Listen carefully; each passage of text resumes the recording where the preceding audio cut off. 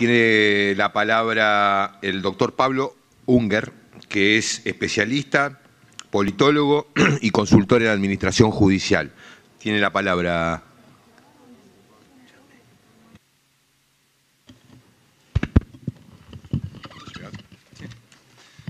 Bueno, buenas tardes a todos.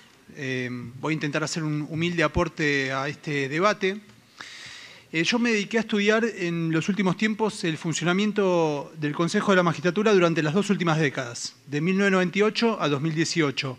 Voy a entrar un poco en lo conceptual a último momento, pero lo que intenté hacer era ver si las modificaciones normativas que el organismo sufrió durante todos estos años fueron beneficiosas o fueron perjudiciales para la administración de justicia. Y la verdad que la Argentina todavía sigue discutiendo cuál es el equilibrio republicano necesario para garantizar una independencia del Poder Judicial, y también la pregunta que debemos hacernos es cómo esa administración pública encuentra una institución propicia, ¿no?, para que efectivamente el modelo republicano constitucional esté garantizado. Doctor Unger, discúlpeme la interrupción. ¿Cómo no? Tenemos un PowerPoint que nos facilitó usted. Sí.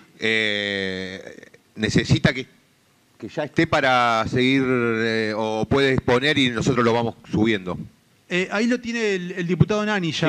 Sí, lo estamos tratando de cargar por eso, pero siga y lo vamos cargando cuando podemos. Bien. Yo no soy doctor, soy magíster, y lo que vengo a exponer aquí son los resultados de mi investigación. Y mi investigación consta de dos partes. La primera es un estudio comparado de casos que compara al Consejo de la Magistratura argentino normado por la Ley 24.937, el Consejo de la Magistratura Nacional normado por la 26.080 y algunos casos como Consejo de la Magistratura subnacionales y latinoamericanos. La segunda parte esta comparación se da, si querés podés avanzar hasta el primer cuadro. Ahí va. Esta comparación se da en las facultades más sensibles, por lo menos a mi entender, que son la selección, la sanción y la remoción de jueces. ¿Cuáles son las variables que utilicé para comparar estos casos? Bueno, están en la filmina anterior, ¿sí? Para mí lo más importante, la anterior, eso. Para mí, en primer lugar, la variable más importante es la existencia o la inexistencia de un poder hegemónico o de veto. Después, en términos de Hamilton, Madison y Jay, ¿sí?, del federalista, es la participación tripartita dentro del plenario del Consejo de la Magistratura con los recursos, ¿sí?, y el poder necesario para intervenir y no de forma testimonial. Y después el resto de las variables son el quórum, las mayorías, cuál es el porcentaje que tiene el oficialismo sobre el quórum de la comisión, cuántos votos le faltan al oficialismo para tomar las decisiones, cuántos son los estamentos, ¿sí?, que toman la decisión y cuáles son las composiciones. Quiero aclarar, en primer lugar, pasamos de filmina, que... no quiere venir acá, bueno, así maneja acá la punta, así maneja directamente y no... Por favor. ¿Le tiene que dar eso? Acá.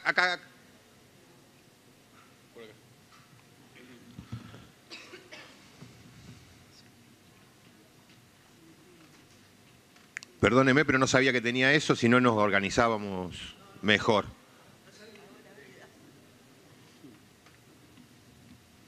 Ahí en esa punta y desde ahí cambias.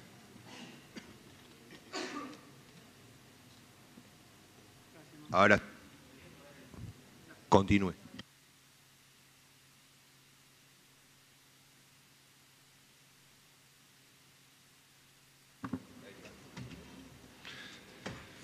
Bueno, la representación de los oficialismos en los años expuestos es la siguiente. En la composición original de la 24.937 el oficialismo tiene un 25%, en la modificada por la 26.080 hasta el año 2014 un 38,46%, y a partir del 2015, en realidad 2016, cuando el diputado Tonelli entra al Consejo de la Magistratura, hay un descenso del porcentaje de la representación oficialista que desciende a un 30,77%. Perdón, ¿a dónde punto? Para cambiar.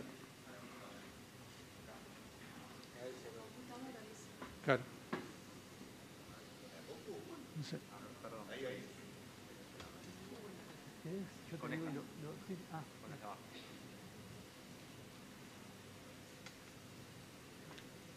Bueno, bien.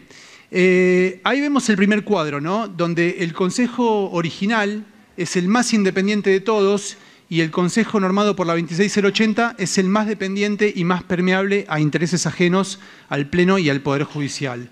¿Por qué? Porque el 38% que detentó el oficialismo durante todo ese periodo hacía imposible que la totalidad de los estamentos restantes, aún en una votación unánime, pudieran proceder con aquellas decisiones que requerían una mayoría de 2/3 de los presentes para proceder. El primer caso y el más equilibrado es el de la 24937. No hay poder de veto, hay 3 poderes participantes. El oficialismo tiene un 41,66% de participación. Son 3 los estamentos necesarios para la toma de decisiones y todos esos resultados y esa comparación de variables, por lo menos en mi interpretación, hacen que este modelo fuera el más independiente y el más equilibrado. La ponderación va bajando, después tenemos el caso mendocino, el de la ciudad ya tiene la participación de 2 poderes de gobierno, el de Paraguay tiene un 2 en la segunda columna, entre paréntesis, porque al tener una representación de un único diputado y que responde al oficialismo, el contrapeso del poder legislativo sería nulo, así que lo interpreto como una participación de 2 poderes y no de 3, y así descendiendo hasta llegar al último caso. Este es el cuadro comparado de lo que ha sucedido con los procedimientos sancionatorios, ¿sí? Aquí la modificación no ha afectado tanto porque al morigerarse la mayoría no había poder de veto, entonces la situación cambia radicalmente.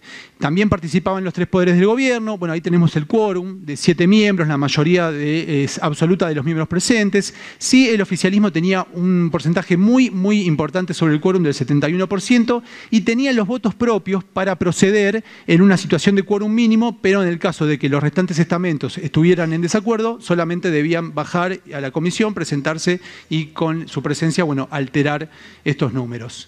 En relación a los procedimientos de remoción, la situación es similar al primero de los casos. En el cuadro aparecen también los jurados de enjuiciamiento, porque no todos los consejos de la magistratura de estos países o de las provincias de la Argentina tienen facultades de sanción.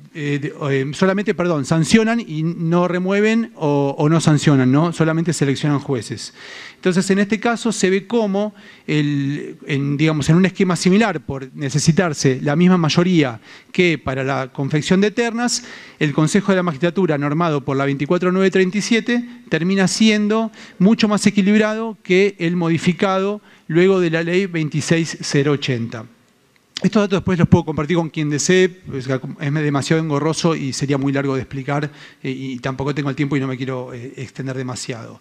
Ahora, vamos a lo que sucedió con la segunda parte del estudio, que tiene que ver con un análisis particularizado de cada una de las resoluciones que confeccionó ternas, sancionó jueces o removió jueces desde 1998 hasta el 2018. Yo lo que hice es un análisis muy sencillo, que fue contabilizar cuántas veces los consejeros votaron por la positiva y cuántos votaron por la negativa, o sea, cada uno de los consejeros y cada uno de los estamentos. Pero el trabajo debe ser analizado primeramente en el ámbito de la comisión. Y vemos una comisión de selección de magistrados y escuela judicial que en un primer momento tiene un 25% de representación política y con posterioridad a la modificación ese número se duplica, ¿sí? Alcanza el 50%. Ahí tenemos el promedio de resoluciones, ¿sí? Que marca un ascenso hasta el 2010, hay un descenso abrupto en el cuatrienio de 2010-2014 que vuelve a remontarse en el último periodo 14-18. Se puede apreciar que con el doble del quórum que tuvo el oficialismo a partir del 2006, la cantidad de reuniones se derrumbó. De 182 hasta el 2014 pasamos a 41 y después aumentaron significativamente del 14 al 18. En el cuatrienio 2006-2010 se da la mayor cantidad de ternas con este aumento, ¿sí? Del porcentaje que detentaba el oficialismo sobre el quórum. Hay un dato muy importante ahí no está desagregado y está todo el cuatrienio, que es el año 2010. En el año 2010, en la elección del 2009, el oficialismo de aquel momento pierde las elecciones y pierde la mayoría. Entonces, el Consejo de la Magistratura, en lo que tiene que ver con la selección de concursantes, empieza a moverse nuevamente y se ve que en el año 2010 el número de ternas es importantísimo. Bueno, en el 14-18 suben la cantidad de reuniones y también las ternas. Esto es lo que pasa con el plenario del Consejo. Lo que vimos antes son los resultados del funcionamiento de la comisión y esto es lo que pasa con el plenario, ¿sí? Bueno, ahí los números equivalen a cuántas veces votaron positivo estos estamentos, ¿sí? Se ve que las conclusiones, ¿no? Hay un crecimiento constante del voto legislativo oficialista hasta el cuatrienio 14-18. Uno puede ver que el Poder Ejecutivo no, los votos oficialistas del Senado y de diputados aumentaron constantemente. Y lo que se ve es que del lado de la oposición los números decrecieron constantemente, o sea, los senadores decrecen constantemente con su acompañamiento y los diputados a partir del 2006 en adelante. O sea, si el oficialismo cada vez acompaña más y la oposición cada vez acompaña menos, podemos ver claramente cómo en la ley 26.080 se ve un escenario totalmente polarizado, ¿sí? Un escenario que no debiera haberse intrometido en el Poder Judicial y en el plenario del Consejo porque es ajeno a los intereses de la justicia. Otro dato interesante, bueno, hay un derrumbe muy importante en el cuatrienio 2010-2014 y desde el 2006, ¿sí? En adelante, solo en el año 2010 decayó la cantidad de designación de jueces subrogantes. Ese es un dato muy importante teniendo en cuenta que no es lo mismo ser juzgado por un juez subrogante y un juez, digamos, que ha respetado el procedimiento constitucional de selección. También ese dato tiene que ser analizado en un contexto donde hasta el año 2014 la cantidad de vacantes en el Poder Judicial aumentó. Salvo en el año 2010, ¿no? Bien, digamos, tenemos la unificación, ¿no?, de las comisiones de disciplina y de acusación, ¿no? Justo, bueno, ahí no se ve bien la parte de arriba, queda en un 55,55% lo que es el bloque político. Ahí vemos cómo funcionó la comisión en relación al total de expedientes resueltos. Hasta el año 2010 hay un considerable aumento, después también hay un derrumbe, si es coincidente con los procedimientos de selección y de sanción en el año 2010-2014, que vuelve a subir un poquito levemente en el 14-18. Ahí también vemos el promedio de los expedientes acusatorios. Es muy importante ver cuál es el porcentaje del quórum que tiene el oficialismo, que es del 80%. Es prácticamente imposible hablar de un contralor cuando el oficialismo prácticamente es el que decide qué se despacha y qué no se despacha por tener un 80% sobre el quórum.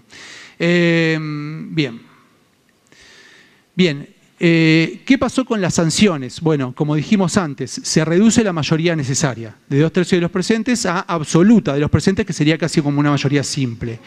Hay menos cantidad de estamentos que toman decisiones. A partir del 2006 se aprecia una mayor participación del Poder Ejecutivo, coincidente plenamente con la participación de los diputados. Acá se ve una disciplina partidaria muy clara, que también se puede ver en el Senado, pero la de los diputados es exactamente igual a la del oficialismo. En el punto 4 dice que hay una polarización política total en 2010-2014. Si prestan atención ahí a los datos, la oposición no acompañó ninguna de estas resoluciones y el oficialismo votó en todas favorablemente. En el 14-18 se reduce la polarización, pero aquí hay que tener en cuenta este dato, ¿sí?, que tiene que ver con que en el año 2016 asume el diputado Tonelli, en lo que era, digamos, y lo que reclamaba el oficialismo de aquel momento, que era la banca de Marcos Clery, si no me equivoco. Entonces, ese 38% que detentó el gobierno hasta el 2014 se redujo a un 30%, quedando por debajo de esta mayoría de 2/3 de los presentes, que equivale al 33%, por lo que ese poder de veto dejó de existir. Bueno, en lo que tiene que ver con la apertura de los procedimientos de remoción, bueno, ya lo mencioné, hay un derrumbe de la cantidad de los procedimientos de remoción. Y este es un dato curioso porque los procedimientos de remoción y los procedimientos de sanción se redujeron muy significativamente en un contexto donde el Poder Ejecutivo cuestionaba muchísimo el rol de la justicia, pero esto no se vio en los números.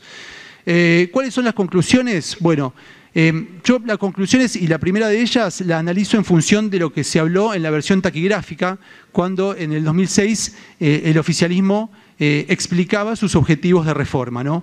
Bueno, los objetivos no se cumplieron porque el Consejo de la Magistratura no fue más ágil, no fue más eficaz en lo que tiene que ver con los procedimientos de selección, de sanción y remoción de jueces.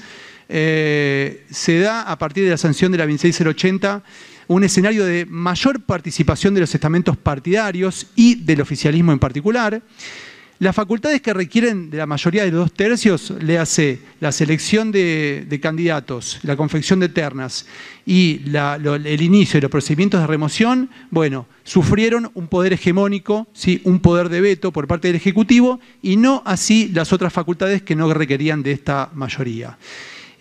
Para apreciar un poder real de contralor de los restantes estamentos, el bloque oficialista debía ser partido, si no, a pesar de que la totalidad de los estamentos restantes quisieran proceder, bueno, esto les resultaba imposible. El consenso interestamental propiciado por la 24937 era mucho más amplio. Yo creo que se puede hablar de equilibrio cuando no hay un poder hegemónico. Si hay poder hegemónico, no se puede hablar de equilibrio. Y creo que después de 25 años aproximadamente, podríamos coincidir, por lo menos es mi humilde opinión, en que bueno, la reforma constitucional y la redacción del artículo 114 tal vez se quedaron cortas en algunos aspectos que podrían habernos evitado por lo menos 15 años donde esta cuestión de fondo que atañe al Consejo de la Magistratura fue judicializada y no tuvo respuesta. ¿Cuáles son las recomendaciones que hago para el próximo proyecto?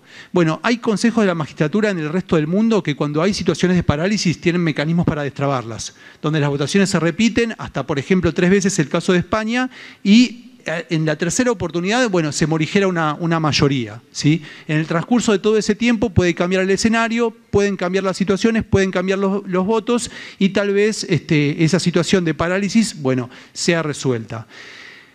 Yo creo que el Consejo de la Magistratura en un próximo proyecto debe tener una opinión no vinculante, como es un caso también que se da en muchos países del mundo, sobre los proyectos de reforma de la justicia. No digo que sea vinculante, pero digo que el Consejo de la Magistratura, por su rol, debe opinar respecto de los temas de modificación del Poder Judicial y de Administración de Justicia. Creo que es muy importante también establecer los criterios de gestión de los juzgados, ¿no? Cuánto dinero gastan, cuántos empleados tienen, cuántas sentencias fueron revertidas, cuánto tardan los jueces en establecer esos fallos, porque se puede hablar de buenas y malas gestiones sin meterse directamente en el contenido de las sentencias, que no es... Le pido que vaya cerrando. Sí, ya termino. Que no es atribución del Consejo. Yo realmente estoy a favor de que los jueces sean evaluados. Hay ejemplos latinoamericanos donde a los jueces se les toma examen. Los jueces que reprueban varias veces quedan fuera del Poder Judicial. Realmente no creo que la buena conducta que implica la Constitución Nacional refute la evaluación de los jueces. Todo lo contrario, creo que es un buen mecanismo para controlar la buena gestión. Creo que en la próxima conformación la representación política legislativa debe ser ecuánime, porque en tal caso el miembro del Poder Ejecutivo le da un voto adicional al gobierno que tal vez premia o en realidad reproduce la situación de un Congreso, ¿no? Y creo que es muy importante limitar los tiempos del Poder Ejecutivo y el Poder Legislativo para tratar los pliegos, porque de lo contrario se alarga las vacantes en el Poder Judicial con todas las consecuencias que eso implica. Perdón por la extensión, muchísimas gracias.